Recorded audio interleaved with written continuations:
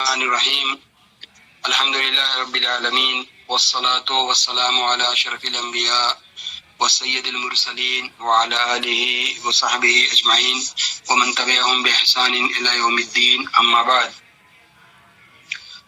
جیسا کہ آپ لوگوں کو معلوم ہے کہ یہ سلسلہ وار جو کتاب التوحید ہے، توحید پہ کتاب، اس کا درس چل رہا ہے، اور آج کا جو یہ سبق ہے یا جو لیسن ہے وہ اس کتاب کا 10واں لیسن ہے، اور یہ آج جو ٹاپک ہے، جو لیسن ہے، آج کا جو سبق ہے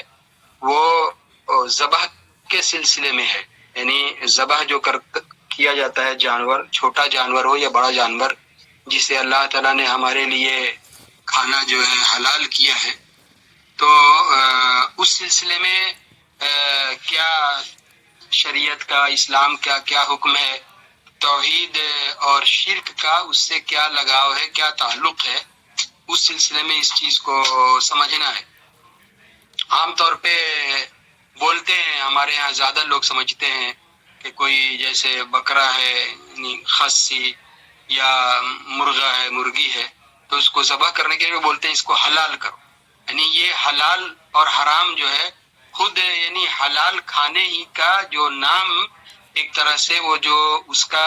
حکم بھی ہے کہ ہاں یہ حلال ہوتا ہے ہمارے لیے کھانا، تو اس عمل کو بھی جو ذبح کیا جاتا ہے لوگ اس کو حلال بولتے ہیں، یعنی وہ معلوم ہے کہ یہ عمل کرنے سے وہ اس کا کھانا جو ہے حلال ہو جاتا ہے اور اس طرح سے وہ جائز ہوتا ہے، تو اسے بولتے ہیں۔ بہرحال ذبح کرنا آپ جانتے ہیں کہ ذبح کرنے کا جو طریقہ ہوتا ہے، ذبح کیا جاتا ہے، جو کھانے والا جانور ہے، چھوٹا ہو بڑا ہو جو بھی ہو، تو پرندے ہوں، تو اللہ نے اسے ہمارے لیے کھانے کو جائز ٹھہرایا ہے، حلال قرار دیا ہے کہ کیا چیزیں ہیں جس کو کھانا ہے۔ یہاں پہ جو بات ہو رہی ہے وہ یہ ہے کہ توحید اور شرک کا اس سے کیا تعلق ہے اور اس کو سمجھنا ہے۔ تو یہ اس سلسلے میں ہے کہ ذبح تو اللہ کے نام ہی سے کرنا ہے اور اللہ کے لیے ہی کرنا ہے، اور ذبح کرنا یہ ایک بہت بڑی اہم عبادت ہے جس سے اللہ تعالیٰ کی قربت، اللہ تعالیٰ کی رضا، اللہ تعالیٰ کی خوشنودی حاصل ہوتی ہے، اور اللہ تعالیٰ کی ایک بہت بڑی عبادت ہے کہ اللہ کے نام سے اللہ کے لیے ہم ذبح کریں۔ جیسے مثال کے طور پہ ہم جو قربانی پیش کرتے ہیں، یا پھر عقیقہ، بچہ ہو بچی پیدا ہو تو اس موقع پہ جو ذبح کرتے ہیں، یا پھر حاجی لوگ جو حج کرنے جاتے ہیں تو وہاں جو حج کی جو قربانی ہے جو وہ پیش کرتے ہیں، تو یہ قربانی یعنی اللہ تعالیٰ کی قربت، اللہ کی رضا، اللہ تعالیٰ کو راضی کرنے کے لیے ایک بہت بڑی عبادت ہے۔ یہاں پہ یہ اس سلسلے میں ہے کہ غیر اللہ کے لیے، اللہ کو چھوڑ کر کے کسی بھی دوسری ہستی کے لیے ذبح کرنا، یہ اس سلسلے میں کیا وعید جو ہے آئی ہے اللہ تعالیٰ کی طرف سے، کیا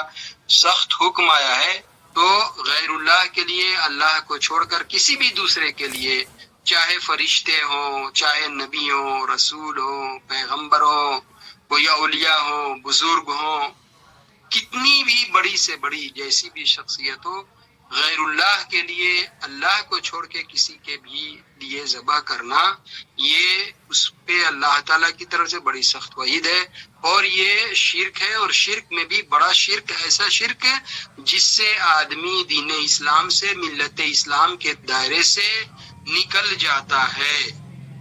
تو اس سلسلے میں یہ ہے۔ اب اس سے پہلے، اصل بات شروع کرنے سے پہلے، یہ ذبح جو کرنا ہے اس کی کیا کیا صورتیں، کیا کیا شکلیں ہو سکتی ہیں، کیا کیا حالت ہو سکتی ہے،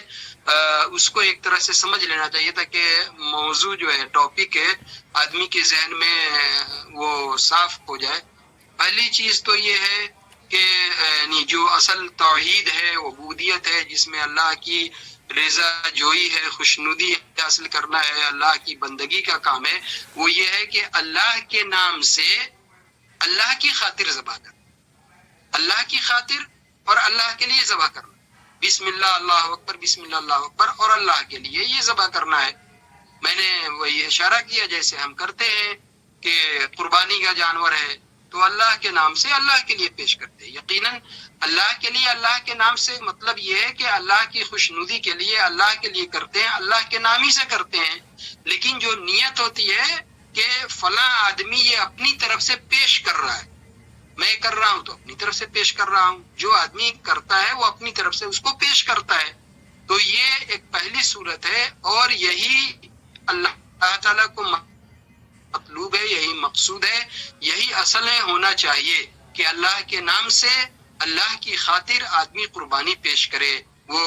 جو بولتے ہیں یعنی قربانی بھیٹ چڑھا دینا، اسے سمجھانے کے لیے میں بول رہا ہوں، بلی دے دینا، تو یہ جو کچھ بھی ہے عبادت کا کام وہ یہی ہے کہ اللہ کے نام سے اللہ کے لیے پیش کیا جائے۔ قربانی کا جانور ہے، عقیقے کا جانور ہے، عقیقہ اللہ کے نام سے ہم کریں لیکن کسی دوسرے کے لیے پیش کر دیں تو وہ عبادت کا کام نہیں ہوگا، توحید کا کام نہیں ہوگا، شرک کا وہ کام ہو جائے گا۔ اور حج کے لیے جاتے ہیں تو وہاں جو ہدی یعنی قربانی یہ کا جو جانور ہے حاجی کے لیے اس کو پیش کرتے ہیں، تو یہ اللہ تعالیٰ کے لیے۔ تو پہلی شکل جو مطلوب ہے اور جو جائز ہے اور ہونا چاہیے، جو اللہ کی جس میں عبادت ہے، عبودیت ہے، اور جو توحید کا اصل تقاضا ہے، اور یہ بہت بڑی عبادت ہے اللہ تعالیٰ کی رضا اور اللہ کی قربت اور اللہ کی خوشنودی حاصل کرنے کے لیے، وہ قربانی اللہ کو بہت بڑی چیز جو پسندیدہ ہے، وہ قربانی اللہ کو بہت بڑی، اسی لیے ہم اس کا نام بھی قربانی رکھتے ہیں۔ اللہ نے ہمارے لیے اس کو جائز کیا، اللہ نے پیدا کیا، جائز ٹھہرایا، اور اللہ کی یہ تعلیم ہے، ہم اللہ کے لیے پیش کرتے ہیں، اس کا اجر و ثواب ہمیں ملتا ہے، دنیا میں بھی اس کے ہمیں فائدے ہیں، اور اللہ تعالیٰ کے یہاں آخرت میں ہمیں اس کا جب حساب و کتاب ہوگا تو فائدہ ملے گا۔ پہلی شکل یہ ہوئی کہ اللہ کے نام سے اللہ کی خاطر ذبح کرنا، یہ توحید ہے۔ دوسری شکل صورت ذہن میں رکھیں، دوسری شکل یہ ہے کہ اللہ کے نام سے جانور ذبح کرنا، بسم اللہ اللہ اکبر جو ذبح کرنے کا طریقہ ہے، اللہ کے نام سے ذبح کرنا، لیکن اس سے غیر اللہ، اللہ کے علاوہ کسی بھی دوسرے کے لیے اس کو کرنا، فرشتے کے لیے، جن کے لیے، کسی نبی پیغمبر کے لیے، کسی پیر فقیر کے لیے، کسی درگاہ کے لیے، کسی مزار کے لیے، کسی بھی اللہ کو چھوڑ کے کسی کے لیے۔ اور ہمارے یہاں کے لوگوں کو سمجھنا بہت آسان ہے، ہمارے یہاں کون جو ہے کون بابا اور کون بابا اور کون بابا، جو ہمارے برادران وطن بھی کرتے ہیں، اور بہت سے مسلمان بھی جو اب اس کو کرتے ہیں، جو آپ سمجھ رہے ہیں، میں سمجھتا ہوں اس کو سمجھانے کے لیے کوئی بہت زیادہ یہ اس بات کو سمجھ رہے ہیں۔ تو ذبح تو اللہ کے نام سے ہو، بسم اللہ اللہ اکبر، بسم اللہ اللہ اکبر، لیکن اس کا جو مقصد ہے وہ اللہ کے لیے نہیں ہے، غیر اللہ کے لیے ہے، کوئی بھی اس میں ہو، تو یہ توحید کے خلاف بات ہے، منافی بات ہے، یہ شرک ہے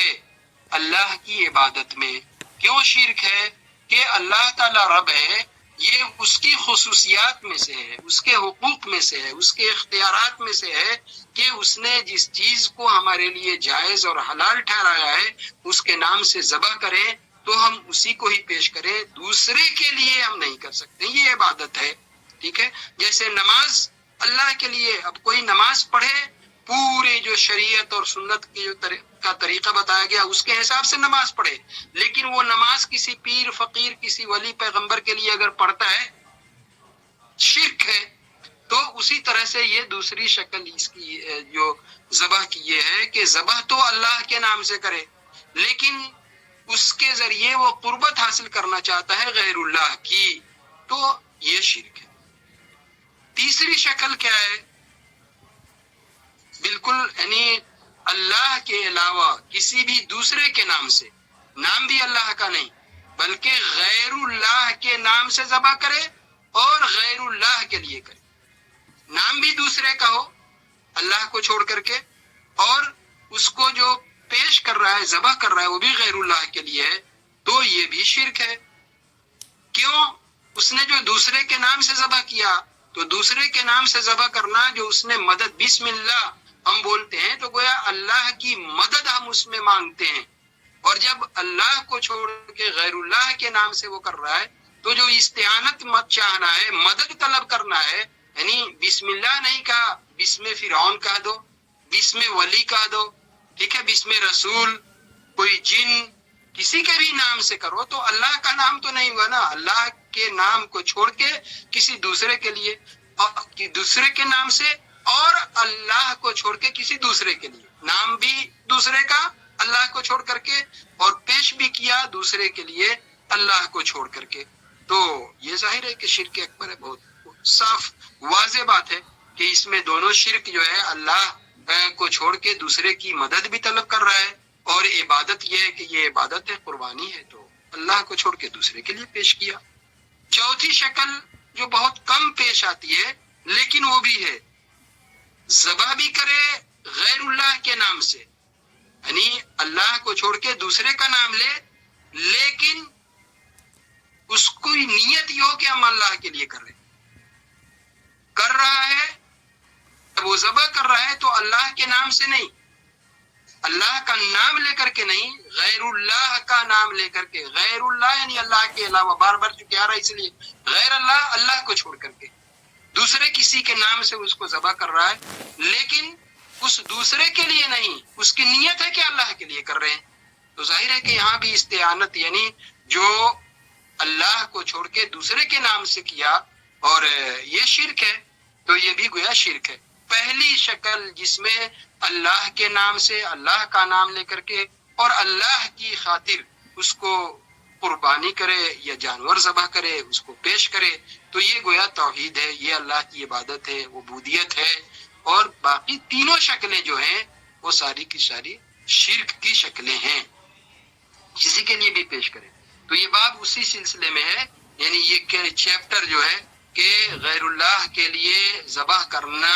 یہ اس پہ اللہ کی طرف سے بڑی سخت وعید ہے، اور یہ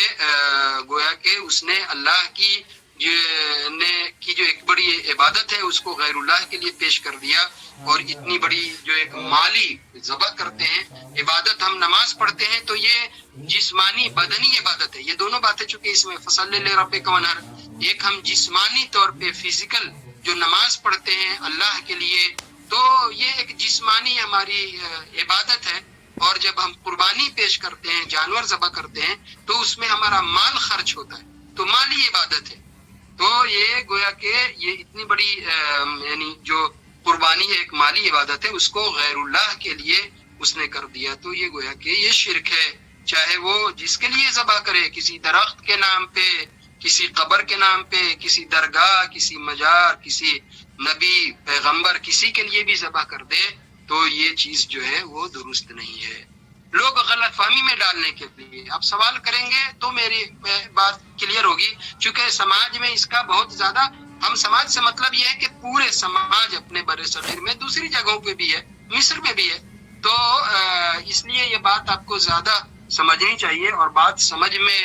یہ آئے گی. غلط فہمی میں ڈالنے کے لیے جو لوگ اس طرح ان کا پیشہ ہے، وہ کہہ دیں گے کہ تم جو ہے بڑے بڑے بکرے، بڑے بڑے جانور عربوں میں بھی ہے، اور کوئی مہمان آتا ہے تو ذبح کر دیتے ہو، تو یہ شرک نہیں ہوا؟ یہ آپ کو سوچنا ہے، یہ شرک ہوا یا نہیں ہوا. یہاں پہ جو ذبح کرنے کا شریعت میں طریقہ بتایا گیا، بسم اللہ اللہ اکبر، اس طریقے سے ذبح کر رہے ہیں. وہ جو مہمان آئے، اس مہمان کی خاطر، اس کی یعنی اس کی قربت، اس کی رضا حاصل کرنے کے لیے عبادت سمجھ کے اس کو ہم نہیں کر رہے ہیں. اس کی ضیافت میں، اس کی مہمان نوازی میں، کھانے کے لیے اور کھلانے کے لیے کر رہے ہیں. لیکن لوگ غلط فہمی میں ڈالنے کے لیے بولتے ہیں کہ ماں سے کھانا مانگتے ہو تو یہ شرک نہیں ہوا، اور جا کر کے کسی پیر فقیر سے مانگ لیا تو شرک ہو گیا. عام طور پہ جو لوگوں کو غلط فہمی میں ڈالتے ہیں وہ اسی طرح کی مثال پیش کرتے ہیں. اس لیے میں بول رہا ہوں کہ ذبح جو جانور کریں گے، ہم مہمان آ جائے اس کے لیے بھی ہم جانور ذبح، ہر آدمی اپنی حیثیت کے حساب سے چھوٹا جانور سے لے کر کے بڑا جانور تک ذبح کرتا ہے. تو کیا یہ بھی شرک میں نہیں؟ یہ شرک میں نہیں ہے. ہم اسے جو ذبح کرتے ہیں اللہ کے نام سے ہی کرتے ہیں، اور ہم اسے کھانے کے لیے، کھلانے کے لیے، اور اس میں یہ کہیں پہ بھی نیت نہیں ہوتی، اس میں کہیں یہ ارادہ نہیں ہوتا، کہیں ذہن کے کسی کونے میں بھی یہ بات نہیں ہوتی کہ ہاں مہمان کی تقرب کے لیے اور عبادت سمجھ کے ایسا کر رہے ہیں. یہ شرک نہیں ہے. ایک اور شکل ہے جو ہمارے یہاں تو عام طور پہ نہ ہو سکتا ہے کہیں پہ ہو، لیکن عربوں میں کہیں کہیں ہے، اس لیے اس کی طرف اشارہ کر دینا کہیں زیادہ تھا۔ اب چونکہ اصلاح کی کوششیں ہوتی ہیں تو کم ہوئی ہیں۔ وہ یہ ہے کہ کوئی بہت یعنی بڑے مقام والا، کوئی بادشاہ، کوئی بہت بڑا وزیر، کوئی اس طرح کا آدمی آ جائے تو یہاں پہ ایک ہی وقت میں جو ہے 10 20 50 اونٹ اور بکرے جو ہے ذبح کر دیتے ہیں۔ یہ چیز جائز نہیں ہے، اللہ کے نام سے ہی کرتے ہیں، لیکن ہے کہ وہ اس کا کوئی مقصد نہیں ہے، ضیافت کرنا اور کھلانا مقصد نہیں ہے۔ اللہ نے جو ہمارے لیے خون حلال کیا تھا، اس کو صرف اس کے دکھاوے میں، اس کو خوش کرنے کے لیے اور ایک وہ شان بگھارنے کے لیے ایک ساتھ میں 50 اور 100 وہ بکرے اور اونٹ جو ہے کاٹ دیتے ہیں، تو یہ چیز حرام ہے۔ یہ چیز بعض علماء نے اسے شرک بھی کہا ہے، کیونکہ وہ اللہ کی قربت حاصل کرنا مقصد نہیں ہے، وہ ایک دکھاوا ہے، شان ہے۔ بعض جگہوں پہ اس کا رواج ہے، تو علماء نے کہا ہے کہ یہ چیز جو ہے یہ غلط ہے۔ تو بہرحال یہ یعنی جو اس سبق میں یا اس چیپٹر میں جو بات ہے، یعنی ذبح کرنا شریعت میں اس کی کیا اہمیت ہے، اور اللہ کو چھوڑ کے غیر اللہ کے لیے اس کی کیا کیا شکلیں ہیں، اور یہ شرک ہے، کیوں شرک ہے، یہ بات یہاں پہ سامنے آئی۔ اب وہ کتاب میں جو چیز ہے وہاں پہ اس کو شروع کرتے ہیں۔ پہلی آیت جس کو شیخ نے یہاں پہ ذکر کیا، کہا کہ قل ان صلاتی و نسکی و محیای و مماتی للہ رب العالمین لا شریک لہ وبذلک امرت وانا اول المسلمین۔ نبی صلی اللہ علیہ وسلم سے کہا گیا، چونکہ آپ کی پوری زندگی دعوت کے لیے ہے، پوری زندگی تعلیم کے لیے ہے، اور وہ توحید کی تعلیم دے رہے ہیں، اور جس معاشرے میں ہے وہاں پہ پورا وہ کیا ہے یعنی شرک کا ہی پورا ماحول بنا ہے، تو کہا کہ آپ یہ جو مشرک ہیں، یہ ان جو شرک کرنے والے لوگ ہیں اور غیر اللہ کی عبادت کرتے ہیں اور غیر اللہ کے لیے اپنے جانور نذرانے کے طور پہ، تحفے کے طور پہ پیش کرتے ہیں، آپ ان کو بول دیجئے کہ میرا نماز پڑھنا، صلاتی میری نماز، اور میں جو قربانی پیش کرتا ہوں، نسک یہ قربانی پیش کرنا، اور میں جو زندگی میں جو بھی محیایا، یعنی میری زندگی کا مطلب یہ کہ میں زندگی میں جو بھی ایمان اور عمل صالح کا کام کرتا ہوں، ایمان کا کام، عمل صالح کا کام کرتا ہوں، اور جس پر میں مرتا ہوں ایمان اور عمل صالح کا کام کرنے کے لیے، صرف زندگی یوں ہی گزارنا نہیں، زندگی میں جو ایمان اور عمل صالح کے کام کرتا ہوں اور اسی پہ میری موت ہوتی ہے، یہ سب صرف خالص اللہ کے لیے ہے جو رب العالمین ہے۔ یہی توحید کا تقاضا ہے، للہ رب العالمین لا شریک لہ۔ توحید کیا ہے؟ وہی تو ہے، لا الہ الا اللہ، کوئی بھی معبود ایسا نہیں ہے جو خالص عبادت کا مستحق ہو، حقدار ہو، سوائے اللہ وحدہ لا شریک لہ کے۔ تو یہاں بھی وہی ہے، للہ رب العالمین، اللہ کے لیے جو رب العالمین ہے اس کا کوئی شریک اور ساجی نہیں ہے۔ تو کہا کہ ان سے آپ کہیے کہ میری نماز، میری عبادت، میری قربانی، زندگی میں میں جو ایمان، عمل صالح جو بھی کام کرتا ہوں اللہ کے لیے، وہ سب اللہ کے لیے ہے، جیتے جی اور مرتے تک یہ سب جو ہے۔ اور نبی صلی اللہ علیہ وسلم سے کہا گیا وَبِذَلِكَ أُمِرْتُ، مجھے اسی کا حکم دیا گیا ہے۔ نبی صلی اللہ علیہ وسلم کتنی آیتیں ہیں وہ اس طرح سے کہ میرا کام ہی یہی ہے، میں اسی کے لیے بھیجا گیا ہوں اور یہی میرا کام ہے، عبادت کرنا، اللہ کی خالص عبادت کرنا، اسی کی طرف بلانا۔ آج جو دنیا میں جماعتیں، تنظیمیں، تحریکیں، وہ اللہ ان کے مقصد پہ اور ان کے کام پہ غور کریں تو جو کتاب اور سنت کا مقصد ہے وہ بالکل ان کی فلسفہ بازی کی نظر ہو گیا ہے، وہ کہیں چلا گیا، اور اصل کام آنکھوں کے سامنے شرک ہو رہا ہے، آنکھوں کے سامنے سنت کا خون ہو رہا ہے، آنکھوں کے سامنے غیر اللہ کی عبادت اور پوجا ہوتی ہے، لیکن ان کی زبان میں جو رات دن بڑی بڑی باتیں کرتے ہیں، اتنی ہمت ایمان میں نہیں ہے کہ وہ بول سکے یہ شرک کا کام ہے۔ جہاں رہتے ہیں وہاں شرک اور بت پرستی کے کام ہو رہے ہیں، لیکن ان کے اندر اتنا، ان کے اخلاص میں اتنی سچائی نہیں ہے کہ یہ بولیں کہ ہاں یہاں پہ یہ شرک کا کام ہو رہا ہے۔ یہ جماعتوں اور تحریکوں اور تنظیموں کا یہ حال ہے آج، یعنی اس پہ غور کریں گے تو بہت لمبی جو ہے بات ہوگی۔ کہا کہ مجھے اسی بات کا حکم دیا گیا ہے، وَأَنَا أَوَّلُ الْمُسْلِمِينَ، کہ میں سب سے، مسلم کا مطلب یہ صرف مسلمان جو خانہ پوری لکھوا دیا نہیں، مسلم کا مطلب ہی موحد ہوتا ہے، اپنے آپ کو اللہ کے سپرد کر دیا۔ مسلم کا مطلب، اسلام کا مطلب کیا ہے؟ اللہ کے کو سرنڈر کر دیا، اللہ کے سپرد اپنے آپ کو کر دیا. تو مسلم کا مطلب وہی موحد ہے، اللہ کو سپرد کرنے والا. تو میں سب سے پہلا مسلمان کا مطلب نہیں ہے کہ جب سے اللہ نے دنیا شروع کیا ہے تب سے. اس کا مطلب یہ کہ اپنی قوم میں نبی صلی اللہ علیہ وسلم جس قوم میں بھیجے گئے اس قوم میں کے بارے میں کہا کہ میں اس راستے میں تم میں سب سے پہلا آدمی ہوں اور یہی میرا کام ہے، یہ توحید یہ پہ عمل کرنا اور شرک سے بچنا اور شرک سے قوم کو بچانا. تو گویا کہ اس آیت میں وہی توحید کی جو ہے بات ہوئی. اور یہ ذبح جو غیر اللہ کے لیے کرنا،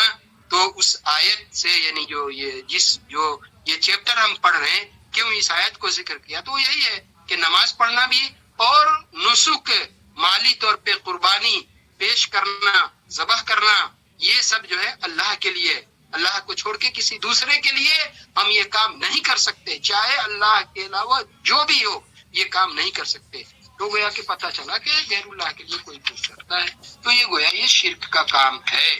اس آیت سے یہ پتہ چلا. دوسری آیت جس کو شیخ نے یہاں پہ ذکر کیا، سورہ کوثر جو قرآن مجید کی سب سے مختصر سورہ ہے، تو وہی انا اعطیناک الکوثر فصلی لربک وانحر. نبی صلی اللہ علیہ وسلم کو مکے کے ایسے ماحول میں وہی شرک اور بت پرستی نبی صلی اللہ علیہ وسلم نے کہا گیا کہ یہ جو آپ سے دشمنی کر رہے ہیں، آپ کی مخالفت کر رہے ہیں، آپ کو جھٹلا رہے ہیں، آپ کی جان کے در پہ یہ ہے، یہ سارا کچھ صرف آپ کی توحید کی ایک خاطر ہے، آپ کی ایمان خالص کی خاطر ہے، کی وجہ سے ہے، اس سے ان کو نفرت ہے. آپ کا جو کام ہے آپ اس پہ لگے رہیے، ڈٹے رہیے، جمے رہیے، اس کو کرتے رہیے. کہا کہ فصلی لربک وانحر. آپ کے لیے یہ سوچتے ہیں کہ محمد کے بعد ان کا کوئی نام لیوا نہیں ہوگا، سب ختم ہو جائے گا، وہی سورہ ہے. تو کہا کہ ایسا نہیں ہے، آپ نماز پڑھتے رہیے. وَلِرَبِّكَ وَانْحَرْ یعنی وَانْحَرْ لِرَبِّكَ، اور اپنے رب کے لیے قربانی پیش کیجیے، ذبح کیجیے، اپنے رب کے لیے جو ہے قربانی پیش کیجیے، ذبح کیجیے. نماز ہے، نماز اللہ کے لیے، نماز بھی کسی دوسرے کے لیے نہیں پڑھ سکتے. نماز اللہ کے لیے، اللہ ہی کے لیے پڑھنا ہے. کسی دوسرے کے لیے اگر کوئی آدمی یہ نیت کر لے کہ ہاں آج کی یہ نماز یا کوئی بھی فرض کے علاوہ کوئی بھی نماز ہم جو ہے یہ اللہ کے رسول کے لیے پڑھ رہے ہیں، یہ صحیح نہیں ہے، بہت بڑا گناہ ہے. یہ نماز پڑھنا ہے، دعا کرنا ہے سب کے لیے. تو پتہ یہ چلا کہ یہ نبی صلی اللہ علیہ وسلم نے کہا گیا کہ آپ نماز پڑھیے اپنے رب کے لیے اور قربانی دیجیے، پیش کیجیے. نہر ایک تو ذبح ہوتا ہے، ذبح جو عام طور پہ ہم سمجھتے ہیں کہ مرغا ہے، مرغی ہے، بکری ہے، بکرا ہے، خصی ہے، ذبح کرتے ہیں. تو یعنی زبان کے حساب سے بتا رہا ہوں، اس کے لیے ذبح کرنا، حلال کرنے کا لفظ عام طور پہ استعمال ہوتا ہے. نہر جو ہوتا ہے، نہر وہ سب کے لیے نہیں بولتے. اونٹ جو ذبح کیا جاتا ہے تو اس کو بولتے ہیں ذبح کرنے، اس ذبح کرنے کو نہر کرنا بولا جاتا ہے، چونکہ اس کے ذبح کرنے کا طریقہ الگ ہے. اس کا ایک پیر جو ہے وہ باندھ دیا جاتا ہے اور پھر اس کو وہ جو برچھی کی طرح سے وہ رہتا ہے، اس کے لبنی میں یہاں پہ مارتے ہیں، وہ گر جاتا ہے، پھر اس کے بعد کرتے ہیں. کیونکہ اس جانور کی بناوٹ ہی ایسی ہے کہ اس کو ذبح کرنا آسان نہیں ہے عام جانور کی طرح سے، تو اس کے لیے نہر کا استعمال ہوا ہے. لیکن صرف یہ جو ذبح کرنا ہے، یہ قربانی جو پیش کرنا ہے اللہ کی راہ میں، صرف اس کا یہ مطلب نہیں ہے اس آیت سے کہ ہاں اونٹ ہی کو پیش کرنا ہے. چونکہ عربوں میں اس وقت بھی اور آج بھی سب سے زیادہ جو جانور ذبح کیا جاتا ہے وہ اونٹی ہے، اور ان کے یہاں سب سے زیادہ اونٹی ہے، پہلے زمانے سے بھی اور آج بھی سب سے زیادہ. اور کوئی بھی مطلب زیادہ ان کا پسندیدہ وہی ہے کھانے کے حساب سے بھی، اور وہ تو اس حساب سے اللہ نے کہا. اور باقی وہ نہر کے لفظ میں یہ ہے کہ ذبح کے معنی میں بھی وہ استعمال ہوتا ہے. یہاں پہ اشارے میں ایک بات کہتے جائیں، صرف اشارے میں بعض لوگ کہا کہ نماز پڑھیے، اور نماز کا طریقہ نبی صلی اللہ علیہ وسلم سے یہ کہا گیا کہ نہر کیجیے. نہر کا مطلب کہ ہاتھ یہاں پہ لے جا کر کے، جیسے بہت نے سنا یہاں جا کر کے باندھیے. تو بعض لوگوں نے ایسے یہ ذکر کرتے ہیں، لیکن اس کے لیے کوئی مضبوط دلیل نہیں ہے کہ نیت جو باندھنا ہے تو اس کو لے جا کر کے یہاں پہ لے جا کر کے کیسے باندھنا ہے. اس لیے کہ یہ نماز پڑھنے کا وہاں پہ طریقہ نہیں ہے. اللہ تعالیٰ نے جسمانی عبادت اور مالی عبادت کا ذکر کیا ہے، تو جسمانی عبادت میں نماز پڑھنا ہے اور مالی عبادت میں قربانی پیش کرنا ہے. تو بہرحال نبی صلی اللہ علیہ وسلم کو اللہ نے کہا کہ آپ کا کام اس شرک کے دلدل میں یہ ہے کہ خالص اللہ کی عبادت کرتے رہیے اور اسی کی طرف لوگوں کو بلاتے رہیے، اور یہ جو ماحول ہے جس میں یہ لوگ غیر اللہ کے لیے سب پیش کرتے ہیں، یہ آپ کا کام نہیں ہے، آپ اپنا کام کرتے رہیے اور یہ اللہ کے لیے قربانی پیش کیجیے۔ تو اس آیت میں پتہ یہ چلا کہ اگر کوئی بھی دوسرے کے لیے یہ پیش کرتا ہے قربانی، تو گویا کہ یہ شرک کی بات ہے۔ اب اس کے بعد ایک روایت کا ذکر کیا ہے، وہ حضرت یعنی علی بن ابی طالب رضی اللہ تعالیٰ عنہ بیان کرتے ہیں کہ رسول اللہ صلی اللہ علیہ وسلم نے مجھے یہ 4 باتیں بتائیں، یعنی مجھ سے جو ہے 4 باتوں کا یعنی جو مفید ہیں، نصیحت کی باتیں ہیں، 4 باتیں بتائی۔ اس میں اس کے پس منظر میں یہ بھی ہے کہ بعض لوگوں نے پوچھا کہ اللہ کے رسول صلی اللہ علیہ وسلم نے آپ کو یعنی خصوصی طور پہ، خاص طور پہ کوئی راز اور نیاز کی ایسی بات بتائی جو دوسرے کو نہیں بتائی ہو؟ علی رضی اللہ عنہ نے کہا کہ نہیں، ایسی کوئی بات جو ہے صرف مجھے ہی خاص طور پہ بتائی ہو، ایسی کوئی بات نہیں ہے۔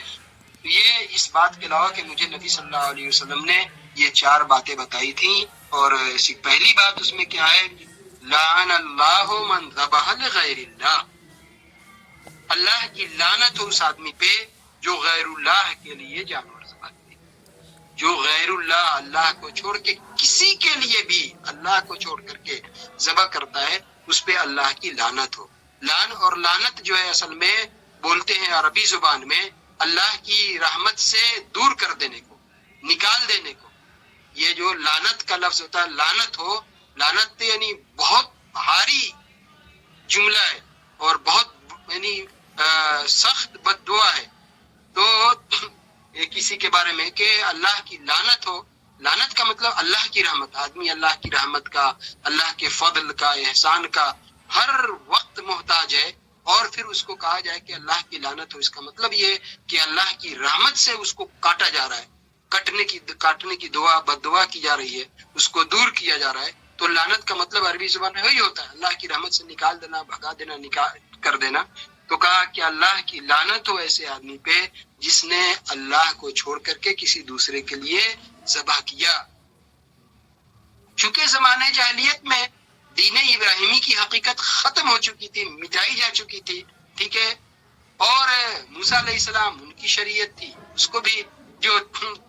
یہودیوں نے، اور عیسیٰ علیہ السلام کی شریعت، یہ تمام شریعتیں ایک طرح سے ختم ہو گئی تھی۔ انسانیت کو کچھ پتہ ہی نہیں تھا کہ دین ہے، اس کو بس جینا ہے اور مرنا ہے، اس کے علاوہ پھر اور کوئی دوسرا اس کے پاس تصور اور کنسیپٹ نہیں تھا۔ زمانہ جاہلیت میں جس میں نبی صلی اللہ علیہ وسلم کو بھیجا گیا تھا، وہاں بھی وہی شرک ہے، یہ ساری چیزیں تھی۔ اس لیے یہ باتیں ہم دیکھتے ہیں نبی صلی اللہ علیہ وسلم آپ تلقین کر رہے ہیں، تعلیم دے رہے ہیں، اصلاح کے کام کر رہے ہیں۔ تو پہلی بات جو کہا علی رضی اللہ عنہ کہ نبی صلی اللہ علیہ وسلم نے مجھے جو تلقین کی یا نصیحت کی یا سکھایا، کہا کہ اس میں پہلی بات یہ ہے کہ غیر اللہ کے لیے کوئی ذبح کرتا ہے اس پہ اللہ کی لعنت ہو۔ اب اس میں بہت ساری چیزیں آ جاتی ہیں۔ ابھی آج ہم لوگوں کے ہاں جو بھی جھاڑ پھونک کرواتے ہیں، کسی کو جن کا، جنات کا، شیطان کا اثر ہو گیا، اس کا جو جھاڑ پھونک کرنے کا، اس کو نکالنے کا، بھگانے کا جو طریقہ ہے شریعت میں، اس کے حساب سے پرانی آیات ہیں، صورتیں ہیں، دعائیں ہیں، ان کے حساب سے ہے۔ جو جھاڑ پھونک کرنے والے، رقیہ کرنے والے لوگ ہیں جن کو اس کا تجربہ ہے، تو اس کے ذریعے وہ اس عمل کو کرتے ہیں۔ لیکن بہت سارے لوگ ہیں کہ ہاں اس پہ جو ہے وہ اجلے رنگ کا کھسی، تو اجلے رنگ کا مرغا، اور یہ لا وہ لا، وہ سب یہ ہوتا ہے کہ وہ ایسے لوگوں پہ لے جا کر کے چڑھاتے ہیں، تو وہ بھی اللہ کے علاوہ دوسرے کے نام پہ ذبح کرنا ہوا۔ یہ سب شرک کے راستے ہیں۔ تیسری چیز جو علی رضی اللہ عنہ نے کہا کہ مجھے سکھا کہ پہلی بات وہی ہے جو اس چیپٹر سے تعلق ہے کہ جو غیر اللہ کے نام پہ ذبح کرتا ہے، گویا اللہ کی اس پہ لعنت ہے۔ اس لیے اس حدیث کو یہاں بیان کیا ہے شیخ نے اپنے اس لیسن میں یا اس چیپٹر میں۔ باقی 3 چیزیں ہیں تو وہ پہلی اس میں یہ، دوسری چیز یہ ہے کہ اس پہ اللہ کی لعنت ہو جو اپنے ماں باپ پر لعنت بھیجتا ہے، جو اپنے ماں باپ پہ لعنت بھیجتا ہے، اس پہ اللہ کی لعنت ہو۔ ماں باپ پہ لعنت بھیجنے کے کئی مطلب ہیں جو علماء نے تفصیل سے بتائے ہیں۔ پہلی بات تو یہ ہے کہ بذات خود براہ راست ڈائریکٹ ہی آدمی ماں باپ پہ لعنت بھیجے، اللہ اسے محفوظ رکھے۔ آج کے اس مطلب وقت میں جو آدمی قیامت کی بہت ساری نشانیاں اس میں یہ بھی ہے کہ ماں باپ کی نافرمانی، اور براہ راست ایسے اب واقعات ملتے ہیں کہ آدمی خود ہی ماں باپ پہ لعنت بھیجتا ہے، تم نے کچھ نہیں کیا، تم نے یہ کیا، تم نے وہ نہیں کیا، تمہارے ایسا ہے، تم نے تو یہ خود ہی لعنت، ایک یہ مطلب ہے۔ دوسرا مطلب یہ ہے کہ آدمی سبب بنتا ہے، کسی دوسرے کے ماں باپ کو، کسی دوسرے کو تکلیف پہنچایا، اس کو اذیت دی، اس کو گالی دی، یا کوئی ایسا کام کیا اس کو ناگوار گزرا، تو اب جو ہے وہ اس کو نہیں، اس کے ماں باپ کو آدمی لعنت بھیجتا ہے کہ تمہارے اوپر اللہ کی لعنت ہے، تمہارے ماں باپ کیسے ہیں۔ آدمی سبب بنتا ہے، کسی دوسرے کے ساتھ کچھ ایسا غلط کام کیا کہ وہ آدمی جو ہے وہ اس کے ماں باپ پہ جاتا ہے نا کہ تم کیا، تمہاری جڑ اور بنیاد کیا ہے، تو گویا کہ وہ براہ راست آدمی تو اپنے ماں باپ پہ لعنت نہیں بھیجا، لیکن وہ سبب بن گیا ایسا کہ دوسرے لوگ اس کے ماں باپ پہ لعنت بھیج رہے ہیں۔ تو اس کا بھی ہمیں خیال رکھنا ہے اپنے ماں باپ کے بارے میں، ہمیں کوئی کام نہیں کریں کہ لوگ جو ہے تمہاری جڑ اور تمہاری بنیاد اور تمہاری ایسی ہے، تو گویا کہ لعنت بھیجنے کا سبب آدمی بنتا ہے، براہ راست نہ بھی بھیجتا ہو تو سبب بنتا ہے۔ تو دوسری چیز یہ ہے کہ اللہ کی لعنت ایسے آدمی پہ ہو جو اپنے ماں باپ پہ لعنت بھیجتا ہے۔ اور تیسری چیز جو بتائی کہ اللہ کی لعنت ہو ایسے آدمی پہ جو کسی، دو مطلب ہے یہاں پہ، لعن اللہ من آوى محدثا، اور دوسرا محدثن بھی ہے، تو دونوں طرح سے میں معنی بتاتا ہوں۔ تو محدث بھی پڑھ سکتے ہیں، محدث بھی پڑھ سکتے ہیں۔ اللہ کی لعنت ہو ایسے آدمی پہ، تو پہلے حساب سے اگر اس کو محدث پڑھیں گے تو اس کا مطلب یہ ہے کہ کوئی آدمی ایسا کام کرتا ہے جو شریعت کے اور اسلام کے اصول کے خلاف بات ہے، اور اس کو شریعت نے سزا دی ہے، ٹھیک ہے، لیکن یہ آدمی سبب بنتا ہے، سفارش، گزارش، یہ جو بیچ میں کہ وہ جو حد ہے، جو شریعت کی سزا ہے وہ ٹل جائے، وہ بیچ میں رکاوٹ بنتا ہے، ٹھیک ہے، وہ اللہ کا حق ہے، اس پہ یہ نافذ ہونا چاہیے سزا۔ کوئی قاتل ہے تو شریعت کا حکم ہے، حکومت کا کام ہے، اس کو اس کے بدلے میں قتل کیا جائے گا۔ اگر وہ اس کے لوگ تیار ہو جائیں جو مقتول ہے تو اس کا دیت اور جو بھی لے کے تیار ہو مان جائیں، وہ ایک بات ہے، نہیں تو اس کو قتل کیا جائے گا۔ اب کوئی آدمی اپنی طاقت کا، اپنے منصب کا، اپنے وحدے کا یا اس طرح کی چیزوں کا سہارا لے کر کے اس کو روکنے کی کوشش کرتا ہے تو گویا اس پہ اللہ کی لعنت ہے۔ کیوں؟ یہ اللہ کا حق ہے، یہ قانون ہے، اس پہ عمل ہونا چاہیے۔ تو ایک تو یہ مطلب ہے۔ دوسرا مطلب جو ہے اگر محدث اس کو پڑھیں گے تو یہ مطلب ہے کہ ایک ایسا آدمی جو دین اسلام میں، شریعت میں، سنت کے اور اللہ کی شریعت کے خلاف نئے نئے طریقے نکالتا ہے، اس کی طرف لوگوں کو بلاتا ہے، دعوت دیتا ہے، تو ایسے آدمی کو بھی ہمیں پناہ نہیں دینا ہے، ایسے آدمی کی تعظیم، توقیر، عزت جو ہے وہ نہیں کرنا ہے۔ اگر کوئی آدمی ایسا ہے جو جیسے آپ دیکھتے ہیں ملنگ ہیں، صوفی ہیں، اور یہ بہت ساری چیزیں ہیں کہ ان کا اپنا ہی ایک طریقہ ہے شریعت کے اور اس کے مقابلے میں، تو ایسے آدمی کو پناہ نہیں دینا ہے، ایسے آدمی کی نہ ہمیں احترام کرنا ہے، نہ عزت کرنا ہے، ایسے آدمی سے دور رہنا ہے۔ تو یہ دوسرا مطلب یہ بھی ہے کہ جو ایسے آدمی کو پناہ دے جو آدمی بدعت ہے، بدعتی کا کام کرتا ہے، اس کو پناہ نہیں دینا ہے۔ اور چوتھی چیز جو اس میں بتائی علی رضی اللہ تعالیٰ عنہ کو نبی صلی اللہ علیہ وسلم نے، وہ یہ ہے کہ اللہ کی لعنت ایسے آدمی پہ ہو جو زمین کے نشان کو بدل لیتا ہے۔ لعن اللہ من غیر منار الارض، زمین کے نشان کو بدل دیتا ہے۔ ایک مطلب تو یہ ہے کہ جیسے آدمی کی اپنی اپنی زمین ہوتی ہے، اپنے اپنے کھیت ہوتے ہیں، اس میں جو پگڈنڈی ہوتی ہے، راستے ہوتے ہیں، دو آدمی کی زمین ہے تو بیچ میں ایک باؤنڈری ہوتی ہے، ایک راستہ ہوتا ہے جس کو پگڈنڈی بولے، راستہ بولے، جو بھی بولے، تو وہ دونوں کے درمیان مشترک ہوتا ہے، لیکن وہ بیچ میں وہ راستہ ہوتا ہے۔ اب اس کو کاٹ کر کے، ختم کر کے اس نشان کو اپنی زمین میں آدمی ملانے کی کوشش کرتا ہے تاکہ ہماری زمین کا ایریا اور رقبہ بڑھ جائے۔ تو ایک مطلب یہ بھی ہے، یہ بھی جو ہے منع ہے۔ بلکہ دوسری حدیث میں کہا گیا کہ کوئی آدمی ایک بالشت بھر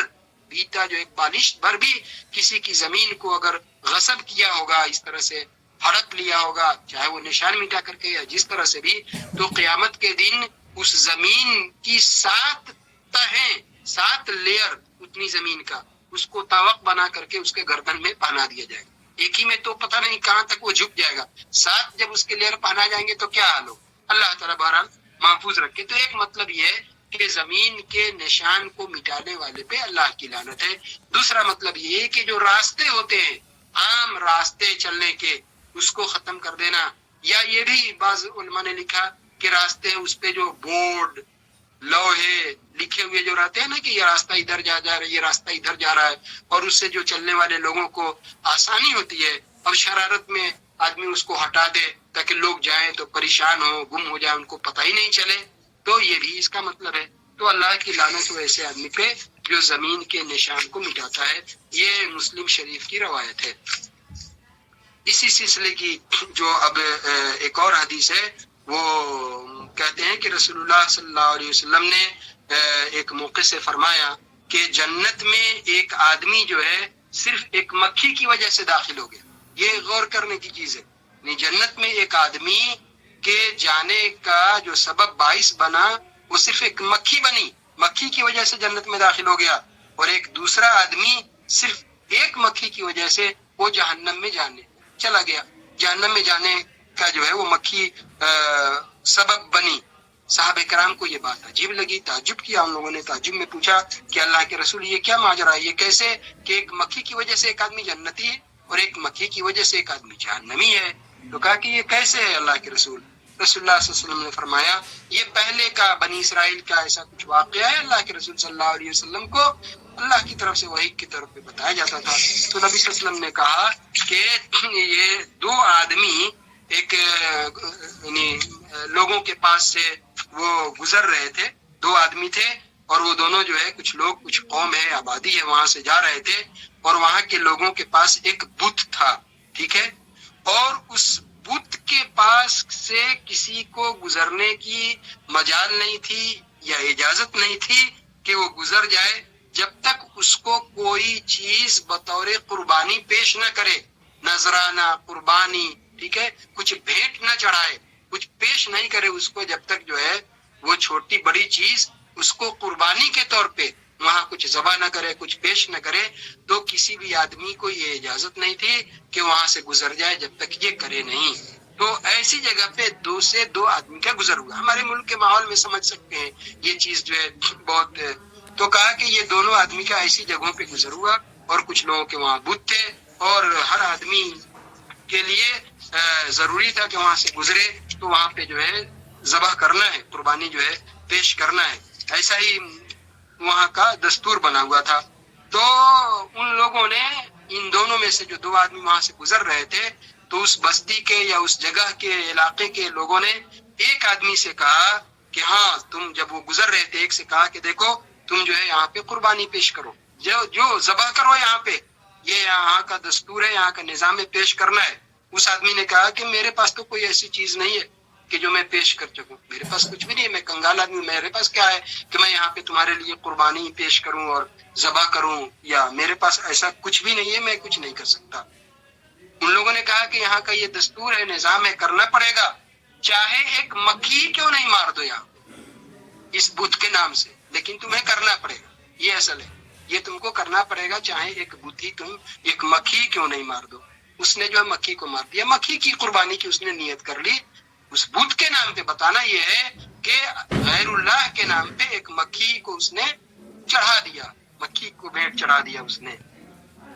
ان لوگوں نے اس کو جان بخش دی، جاؤ تم کو چھوڑ دیا، تم جاؤ یہاں پہ۔ ہمارے ملک کے ماحول میں آپ سمجھ سکتے ہیں۔ تو کہا کہ تم لوگ جو ہے یہاں سے وہ یہ جاؤ، اور وہ آدمی اس مکھی کو چڑھانے کی وجہ سے وہ جہنمی ہو گیا، ظاہر ہے کہ وہ یعنی وہ شرک میں مبتلا ہوا۔ پھر دوسرے آدمی سے ان لوگوں نے کہا کہ تم بھی یہاں پہ کچھ چڑھاؤ۔ دوسرے آدمی نے کہا کہ یہ تو مجھ سے ہو ہی نہیں سکتا، جیتے جی، جو مطلب ہے عربی میں وہ یہی ہے کہ یہ تو جیتے جی مجھ سے ہو ہی نہیں سکتا کہ میں غیر اللہ کے نام پہ کوئی چیز چڑھا دوں، یہ مجھ سے نہیں ہو سکتا۔ بالکل صاف طور پہ انکار کر دیا کہ یہ میرے بس کی بات نہیں ہے کہ میں کر سکوں کہ اللہ کو چھوڑ کے کسی دوسرے کے نام پہ میں کچھ پیش کروں، یہ مجھ سے نہیں ہو سکتا۔ ان لوگوں نے ظاہر ہے جب اتنا سخت آدمی جواب دیا، ان لوگوں نے سیدھا اس کی گردن اڑا دیا، اس کو مار دیا، اور پھر وہ جنتی ہو گیا۔ یعنی ایک مکھی وہ بھی پیش کر کے اور اپنی جان بخشوا سکتا تھا، لیکن اتنا بھی نہیں کیا، تو اس لیے ایک آدمی اس نے درجے چھوٹے یعنی اس نہیں کر کے ہی اس نے اپنی جان بچائی اور وہ جنتی ہو گیا، جہنم سے بچ گیا۔ دوسرے آدمی نے صرف اسی مکھی کو پیش کرنے کی وجہ سے جہنمی ہو گیا۔ تو یہی ہے کہ ایک آدمی مکھی کی وجہ سے جنتی ہو گیا اور دوسرا آدمی مکھی کی وجہ سے ہی جہنمی ہو گیا۔ ایک نے شرک کیا، دوسرے نے شرک نہیں کیا۔ یہاں پہ یہ ایک اشارہ کر دینا ضروری ہے کہ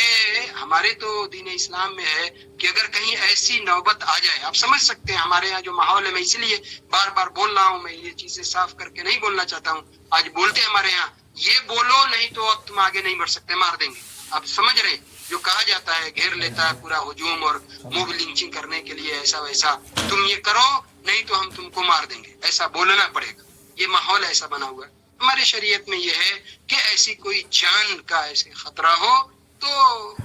اس کا دل مطمئن ہے، دل میں توحید ہے، دل سے وہ اس کو غلط سمجھ رہا ہے، حرام سمجھ رہا ہے، لیکن اس کو مجبور کیا گیا، اس کی جان پہ بن رہی ہے، تو اس کو ایسا شرک اور کفر کے کلمے بول کر کے اپنی جان بچا سکتا ہے۔ یہ شریعت میں ہے ہمارے۔ تو پھر یہ ایسا واقعہ کیوں ہوا؟ دو باتیں ہیں۔ ایک تو یہ ہے کہ یہ ہماری شریعت کا واقعہ نہیں بتایا نبی صلی اللہ علیہ وسلم نے، یہ پچھلی شریعت کا، بنی اسرائیل وغیرہ کا واقعہ بتایا۔ تو یہ اس کا اس طرح سے جواب دیا ہے، اور بعض علماء نے اور بھی جواب دیا۔ بہرحال ہمارے سامنے یہاں پہ جو بات ہے وہ صرف یہ ہے کہ شرک جو ہے ایک معمولی درجے میں بھی اگر وہ شرک ہے تو آدمی اس کی وجہ سے جہنم میں جائے گا، اور توحید، اگر توحید ہے واقعی، آخر وقت میں بھی روح نکلنے سے پہلے بھی آدمی توحید میں آ جاتا ہے، تو وہی مطلب ہے من قال لا الہ الا اللہ خالصا من قلبہ، صدق دل سے، خلوص کے ساتھ، اخلاص کے ساتھ لا الہ الا اللہ توحید کا اقرار کیا، تو وہ آدمی جنت ہو جاتا ہے۔ تو یہ جو ہمارے سامنے یہ لیسن تھا آج کا، جس کا ٹاپک یہ ہے کہ اللہ کو چھوڑ کر کے کسی دوسرے کے نام پہ ذبح نہیں کر سکتے۔ اور باقی اس کو سمجھنے کے لیے آپ دیکھ سکتے ہیں، میں اس لیے بار بار بول رہا ہوں، بار بار ان چیزوں کا نام نہیں لینا چاہیے۔ میں دیکھا ہوں کتنی چیزیں، میں اسی میں جاتا ہوں آتا ہوں بہن کے یہاں، تو میں نے دیکھا وہاں پہ کہ وہ قربانی کا دن شروع ہونے سے پہلے ہی 10 روز پہلے ہی سے وہاں پہ قربانی کا جو ہے ماحول بنا رہتا ہے۔ تو وہ سب کس کے نام پہ؟ مزاروں پہ، درگاہوں پہ، اس کے باباؤں کے نام پہ، اور لوگ یہ ان کے ذریعے یہ قربانی اللہ کے یہاں پہنچے گی، اللہ کے پاس ان کے ذریعے قربانی پیش کرنے، اللہ کے نام پہ، اللہ کی خاطر پیش کرو، کسی دوسرے کے نام پہ چاہے جو بھی ہو